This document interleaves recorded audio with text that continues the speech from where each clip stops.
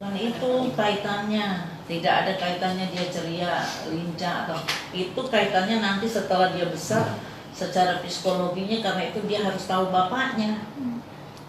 Jadi nggak ada kaitannya dia ceria, dia tidak terlantar, dia gemuk, dia lucu. Itu kaitan secara fisik, tetapi secara psikologi dia harus tahu. Dia harus mendapatkan kasih sayang dari ibu dan bapaknya.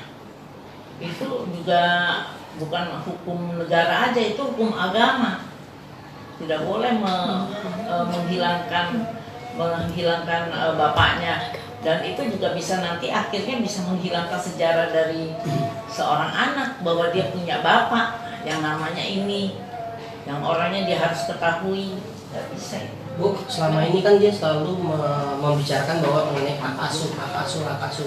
Padahal poinnya bukan tentang hak asuh kan sebenarnya. Boleh diceritakan poinnya seperti apa? Jadi sebenarnya menambahkan ini juga terkait hak asuh, memang kita tahu ya hak asuh itu memang ada di tangannya Mbak Niki. Tapi dalam pertimbangan putusan cerai itu juga dikatakan oleh majelis hakim bahwa ayahnya ini berhak untuk ketemu, diberikan hak untuk ketemu, menghabiskan waktu, memberikan kasih sayang kepada anak tersebut sepanjang tidak mengganggu aktivitasnya si anak sehari-hari dan kesehatannya. Itu yang menjadi salah satu poin dari pihaknya Sajat, mengapa dia mau ketemu sama anaknya gitu, walaupun hak asuhnya tetap pada Mbak Niki gitu. Jadi poinnya sebenarnya bukan di hak asuh, tapi akses ketemunya. Sementara dari pengadilan sendiri dalam pertimbangan hukumnya hakim di putusan cerai dikatakan memang saja tetap memiliki hak sebagai seorang ayah untuk ketemu anaknya. Itu yang dia perjuangkan sampai saat ini gitu. Mengenai biaya bulanan sendiri, benar kan memberikan biaya setiap bulannya 6 juta itu besarannya? Iya. Berarti selama ini kita berbohong bahwa tidak menerima biaya bulanan dari Sajat. Ya ada sih buktinya pembayarannya sampai terakhir pun memang ada, kalau mau saya perlihatkan. Sejak kapan itu Mbak? Dari awal kita memberikan pembayaran, sampai dari awal kehamilan kita kasih pembayaran dari pihaknya Sajat. Waktu melahirkan pun biaya penyimpanan ari-arinya juga dibayarkan oleh Sajat. Kemudian tiap bulannya diberikan nafkah juga ya sebesar 6 juta, itu kurang lebih sekitar 600 Singapura dolar. Terakhir sih 620 Singapura dolar diberikan sama Sajat. Yang bulan Agustus juga ada. Ini bukti transfernya juga ada. Kemudian selembar ya, satu gepok ini. Satu gepok ini semua biaya. Ini waktu Aska lahir, biaya penyimpanan ari-ari. Nanti aja. Ya. Oke, nanti aja ya. Nah, diceritakan saja. Jadi memang setiap bulannya dikirimkan oleh Sajat gitu nafkah anak kepada rekeningnya Mbak Niki. Perihal Mbak Niki terima atau tidak ya itu statementnya dari beliau ya. Cuma kalau dari pihak kita sih merasa kita melakukan kewajiban kita, tapi kita tidak memperolehkan hak kita. Nominal mungkin yang diberikan untuk Nikita per bulannya berapa? 6 juta ya? Sekitar 6 juta. Itu rutin 6 Ya, juta? setiap bulan. Kaseto boleh. Kalau praktis udah berapa lama saja tinggal ketemu anak? Ya, kan cuma satu semenjak lahir hanya satu kali ketemu waktu Nikita dihukum masuk penjara itu. Selebihnya kenapa nggak bisa kalau? Emang nggak bisa, selalu dihalang-halangi, tidak dikasih. Memang Ibu tidak ada komunikasi yang terjalin antara Nikita sama mantan? Selalu kita komunikasi, malah Nikita pernah datang ke kantor saya dan kita juga bilang ya udah ketemu di sini untuk lihat, juga nggak mau. Kaseto, mengenai pertemuan kemarin mungkin bisa diceritakan seperti apa? Karena ya hanya keterangan foto aja kan. Kita tidak mengetahui pertemuan kemarin tentang apa. Ya, baik. Assalamualaikum warahmatullahi wabarakatuh. Salam sejahtera bagi kita semua. Ya, sebetulnya masalah ini sudah cukup lama. Kami diminta oleh Ibu Elsa untuk bisa menghubungi Ibu Nikita untuk siapa tahu ada langkah-langkah mediasi. Dan bagi kami memang betul tadi dikatakan bahwa hak setiap anak untuk mengetahui kedua orang tuanya. Jadi jangan sampai ada penutupan akses kalau misalnya sudah dikuasai oleh satu pihak ya. Nah, dalam hal ini cukup lama tiba-tiba ada suatu kesempatan saya bisa kontak dan kemudian ada dialog Nah saya bilang boleh nggak saya ketemu putranya? Oh silakan begitu. Ini adalah dalam rangka untuk kembali memediasi. Siapa tahu ini suatu suasana yang baik di mana Pak Sajat bisa ketemu dengan atau bisa ya berhubungan, sering datang dan sebagainya. Dan pada waktu saya datang ke tempat beliau itu memang beliau menyatakan loh boleh-boleh saja gitu. Tapi caranya dong selalu itu. Jadi ya saya melihat dalam situasi ini memang keduanya cukup emosional begitu. Jadi baik Ibu Nikita maupun Pak Sajat ya sama-sama emosi. Jadi mungkin cara untuk datangnya dan sebagainya. Tapi paling tidak kata-kata itu sudah terbuka. Sehingga saya bilang coba deh, saya coba akan kontak juga dengan Pak Sajat. Siapa tahu ada langkah-langkah tersebut. Yang penting cooling down. Gitu. Karena pengalaman kami dari LTAI menangani kasus-kasus ini ya 70% cukup berhasil. Tapi yang penting masing-masing menahan ego masing-masing. Jadi tapi begitu saya sudah pulang dan beliau hanya minta bisa nggak melihat ini. Ya saya lihat memang cukup ceria, cukup dialog. Saya tanya juga mengenai mau ketemu dengan Dedi dan sebagainya. Nah intinya anak ini memang masih bingung ya karena ya memang mungkin lupa dan sebagainya ya. Jadi saya melihat ada titik terang untuk hal itu. Nah lalu saya melihat ini memang cukup ceria, cerdas, gembira dan sebagainya, bersalaman, tos tangan dan sebagainya. Nah, pada waktu diminta surat keterangan, saya bilang ini surat ini memang hanya untuk internal, menjelaskan saya sebagai psikolog juga menjelaskan anak ini cukup sehat, cukup ceria dan sebagainya. Tapi tidak dalam konteks kalau dia halang-halangi terus, memang siapapun juga, setiap anak yang cerdas pasti suatu saat akan menanyakan. Nah dalam konteks itulah saya mencoba untuk bisa mempertemukan ya, mungkin dengan tahap-tahap yang lebih intensif komunikasinya baik saya dengan Ibu Nikita maupun dengan Pak Sajat. Mas Seto, bisa dijelasin tadi Pak Seto menyebutkan bahwa Nikita mengatakan bahwa caranya kan gitu ya. Cara seperti apa yang diinginkan kita? Iya, ya mungkin tadi mungkin masih saling emosi, mungkin mungkin misalnya memaksa setiap saat ya. Artinya caranya mungkin ya pas anak memang sedang ada di rumah, mungkin ibunya juga sedang tidak syuting dan sebagainya. Intinya bahwa perlu ada komunikasi yang lebih intensif. Itu saja. Kasih tahu di sisi ilmunya dampak negatif apa sih yang bisa timbul ke anak si Aslam? Ya, saya melihat di sini bukan sekedar hak ayah, tapi juga hak anak untuk ketemu dengan ayahnya. Nah, ini yang pelan-pelan saya ingin yakinkan juga kepada Ibu Nikita. Tapi itu dengan cara yang tidak karena sebelumnya memang saya juga pernah ditolak untuk bertemu beliau, tidak mau bertemu dan sebagainya. Ini pada waktu ada kesempatan, saya pikir kesempatan yang baik. Jadi, dan maksudnya dampak negatif apa ke depan yang bisa timbul? Kalau anak tidak ketemu dengan ayahnya, ya mungkin akan ada suatu perasaan sakit hati, mungkin dendam, ada pandangan yang keliru dari anak mengenai ayah. Mungkin ya kalau kemudian salah satu ada brainwashing dan sebagainya, memang dampaknya menjadi negatif. Ya, ini juga tentu tidak baik untuk perkembangan. Ada kasus spesifik nggak soal misalkan ada semacam kejiwaan psikis gitu? Ya ada ketimpangan dalam hidupnya karena setiap anak tentu pada waktu sekolah dia juga bilang ayah kamu mana misalnya. Jadi wah dia juga bingung menjelaskannya begitu. Jadi makanya di dalam Undang-Undang Perlindungan kan dengan tegas dinyatakan bahwa setiap anak berhak untuk mengetahui kedua orang tuanya. Jadi mungkin juga sesuai dengan ajaran agama pun tidak boleh diputus sejarah masa lalu dari anak. Siapa ayahnya, siapa ibunya dan seterusnya. Kaseto polisi mediasi semacam apa Kaseto yang bakal? Ya, mengenai langkah mediasi, saya sebetulnya hanya membantu kantor Ibu Elsa Syarif ya, bahwa apakah ini akan dilanjutkan atau tidak karena situasi sangat penuh emosional ya. Saya kembalikan sebenarnya masalah ini pada waktu itu adalah tugas dari Ibu Elsa Syarif untuk bisa memediasi hari ini. Dalam arti memungkinkan adanya dialog atau pertemuan yang lebih konstruktif sehingga ujung-ujungnya adalah anak bisa bertemu, bisa bercengkarama bersama dengan ayahnya, sebagaimana setiap anak yang merindukan kasih sayang juga dari ayahnya. Kak Seto melihat itu nggak, kekhawatiran dari kita ketika mungkin ada pertemuan takut Sajat mengambil putranya seperti itu?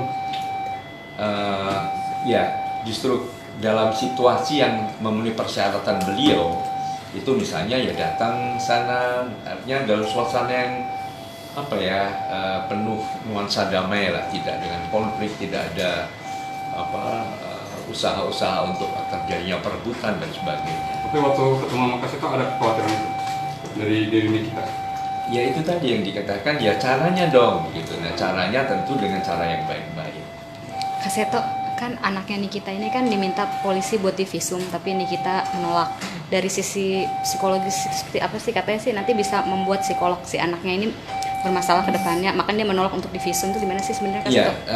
Saya anjurkan yang mau melakukan visum ini datanglah ke rumahnya, juga bukan dipanggil ke kantor polisi dan sebagainya, karena waktu sepintas saya pancing ke kantor polisi kelihatannya dia juga nggak berkenan begitu. Jadi intinya hak anak juga jangan sampai dilanggar, karena anak bukan orang dewasa. Jadi mungkin juga ada pandangan-pandangan yang kurang positif, misalnya apakah kepolisian, atau rumah sakit, atau tempat-tempat yang lain yang mungkin agak asing bagi seorang anak. Bu Elsa, mengenai visum ini kan Fahmi Bamid sendiri bilang bahwa anak tidak bisa dilibatkan untuk kepentingan hukum gitu kan. Anak tidak bisa dibawa untuk kepentingan hukum itu bagaimana sih Bu sebenarnya di dalam hukum sendiri? Karena kan visum itu kan tidak dibawa ke kantor kepolisian, tapi dibawa ke psikiater anak. Berdasarkan dari pihak kepolisian ya, surat panggilan dari pihak kepolisian itu seperti kan masalahnya itu visum itu kelengkapan dari penyidikan. Jadi kita cuman nanti caranya bagaimana penyidik untuk bisa mendapatkan visum itu dengan baik. Mungkin datang ke rumah, memeriksa kejiwaan dari anak itu. Jadi kalau kita bilang ini nggak boleh atau itu adalah kelengkapan dari penyidikan. Kita nggak bisa mengatur hal itu karena itu udah aturan hukum ya. Dan juga soal kita berapa kali meminta itu kayaknya udah puluhan kali, dan penyidik sendiri sudah berkali-kali juga memanggil untuk ketemu.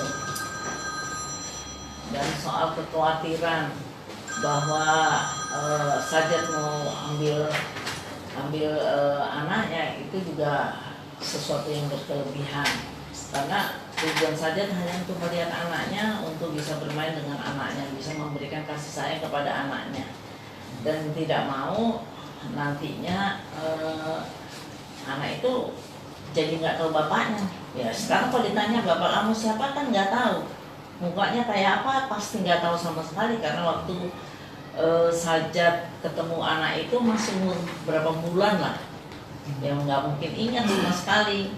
Padahal anak itu kan nanti ada bin apa, jadi mau ditaruh nama siapa oleh Nikita.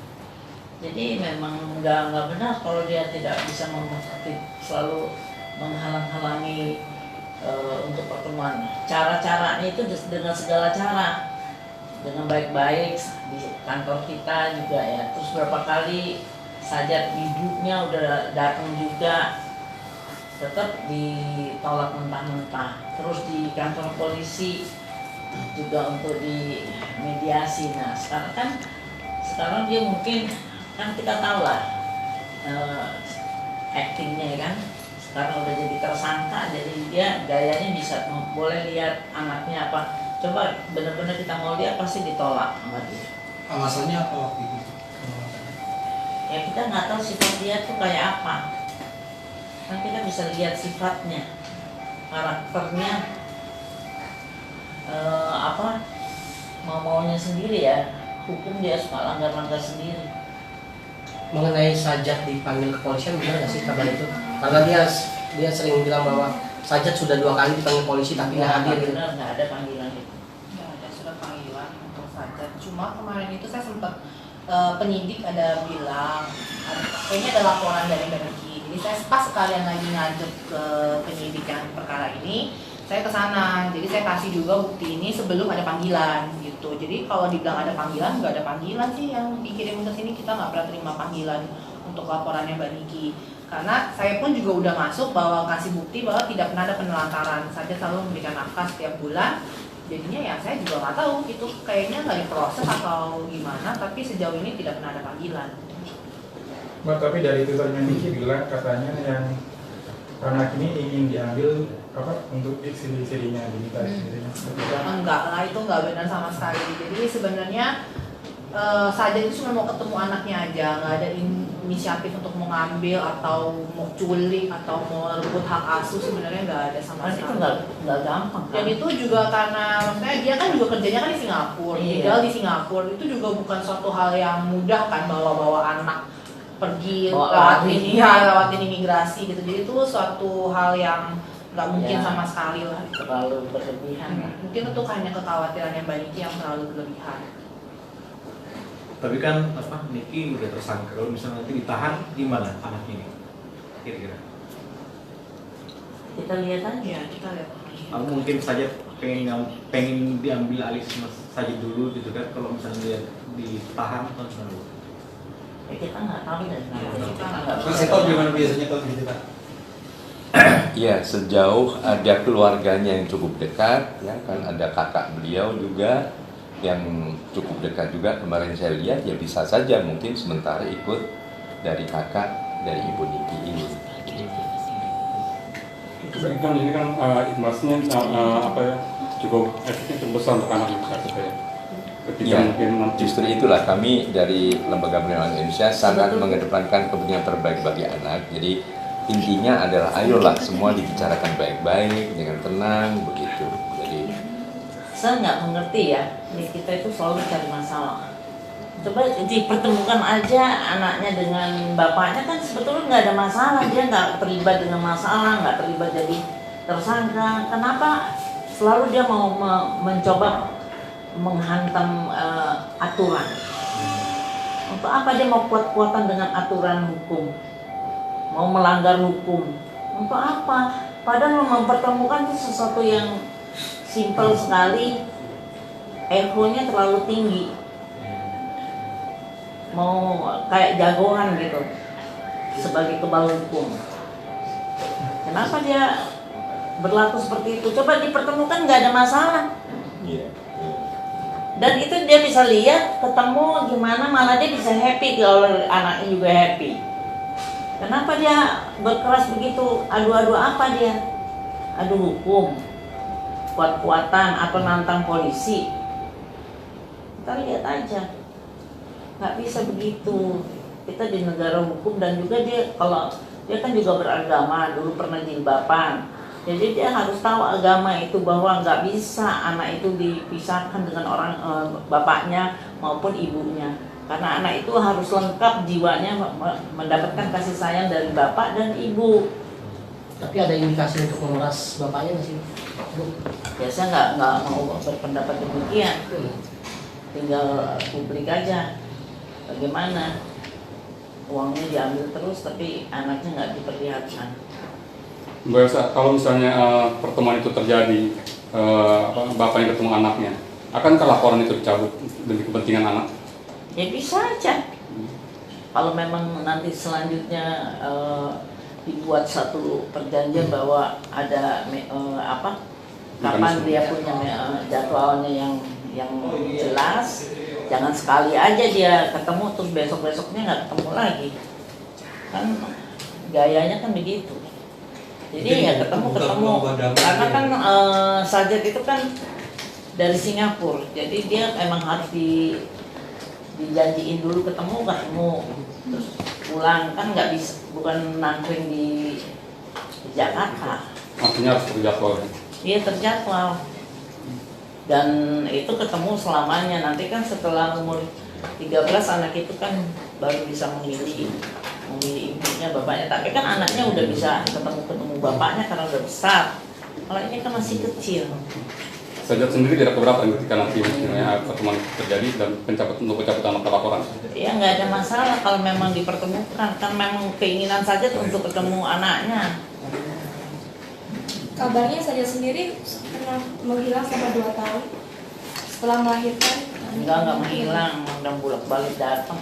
Yang menghilang tapi malah nggak dikasih ketemu. Enggak, yang jelas nggak bisa ketemu. Anaknya aja baru 2 tahun lebih. Waktu itu ya baru 2 tahun dari 2000 Sekarang berapa anak? 14, 5 jalan. Bayangin udah mau 6 tahun anaknya nggak tahu bapaknya. Padahal dia kan nanti namanya siapa, bin siapa, ya kan? Oke.